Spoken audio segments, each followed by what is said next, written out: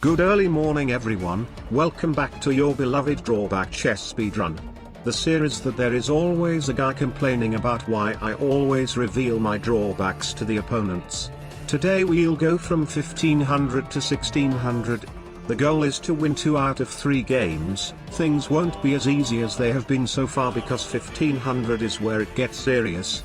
And without any further ado, let's get into today's content. First game is played at 1530. Tower defense, you can't move your rooks. If you lose all your rooks, you lose. Absolutely very easy. Reveal drawback to opponent. E4. E5. Bishop c4.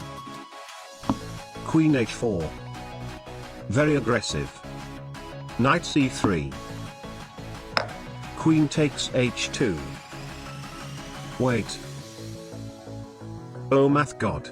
I was so focused on the part that if I lose both rooks I'm gonna lose. And totally ignored the part that they also cannot move. My bad. Well, if this is the case then it is totally not easy because not only have I already lost 10 points of materials but I also have to keep that 10 points of materials alive using my other active materials. This is so dead. Queen f3 then. I mean it's fine, we only lose a rook, the other one is still alive. And he took the knight instead. Only now has he revealed his drawback. I guess he has been wanting to reveal his drawback back to me from the beginning. But the cowardness prevented him from doing so until he is 100% sure about his own victory.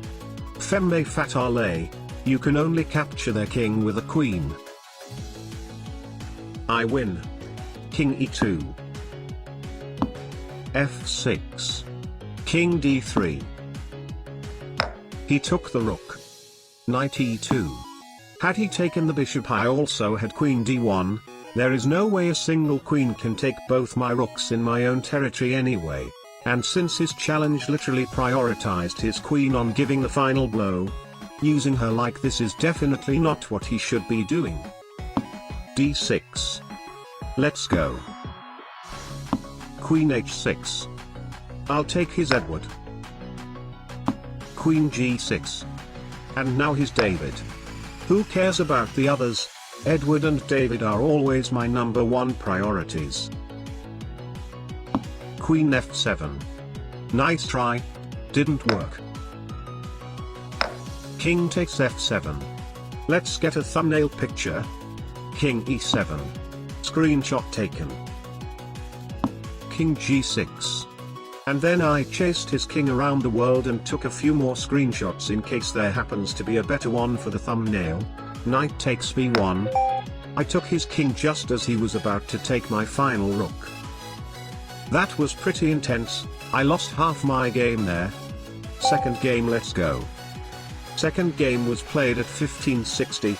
Hold them back, you lose if your opponent moves a pawn to your side of the board. Physically impossible. Reveal drawback to opponent. b3. On second thought b3 was probably the worst opening move possible. But to be honest it doesn't even matter. Unless my opponent has negative elo or this is his first chess game ever. There is no way I can survive 5 moves into the game. e5. Your opponent revealed their drawback. You can't capture a piece that just moved unless that move was a capture. Doesn't matter then. e4. d5. I'm dead. Bishop b5. d4, he wins. By the way, in case you are about to backseat my first move b3 and you thought it would have been possible to survive the drawback, there is none. e4 g5, d4 b5. As long as my opponent can safely push one of these 2 pawns, the game is always lost within 3 moves. It's just bad luck we get that kind of drawback. Final game. Edgelord must have at least as many pieces, and by pieces, they meant pieces and pawns, on the rim as your opponent. That also sounds just as impossible as the previous one. Reveal drawback to opponent. e5.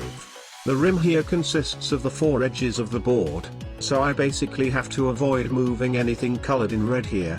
gonna have to make use of the 6 center pawns. Knight h3. Your opponent revealed their drawback, moving day, at the start of move 21 and onwards. Your pieces can't be on your home row. That sounds easy enough. After 21 moves he can play the game as it was normal chess. Queen h5.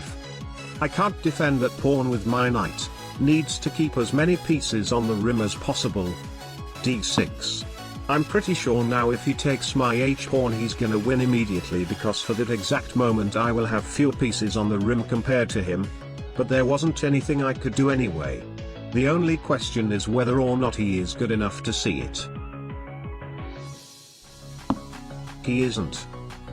Let's kick the queen away first. His queen left the rim. Knight c6. And I blundered the game again. Never mind. That threatens my f7 pawn, but I don't want to remove another knight from the rim. Rook h7. d3. Knight d4. Queen e3. That should blunder a piece. d4. E takes d4. Bishop takes a3. Queen takes e5. I'll block with the queen. Queen e7. I'll recapture with the bishop. But he blunders a queen instead. Knight takes c2 triple fork. It's funny that queen h6 still ends the video now, but since he didn't see it last time, there is no reason for him to see it this time, when taking the pawn is literally risking the king if it doesn't work. King d2. Very convenient. That also removes the king from the rim. Knight takes c3. King takes c3. g5. The situation is still very difficult for me though. I still need to refrain from using anything on the rim, which literally includes all of the pieces. Even bishop takes h3 is bad because it puts another pawn of him on the rim. It's time to finally make use of my pawns. Bishop d2. g4. Knight g1 is kinda forced. a6. It would be crazy if I could win this game by his drawback though. It didn't even sound remotely possible at the start. Bishop a5.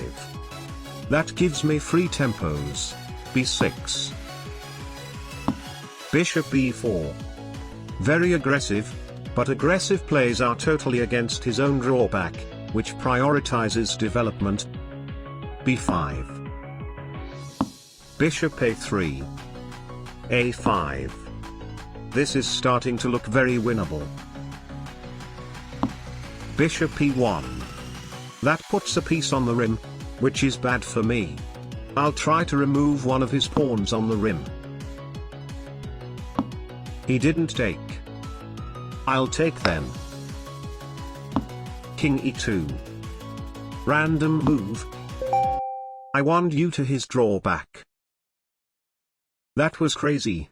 I never thought this would happen considering I can lose pretty much any moment during the game. And as always, 2 wins and 1 loss.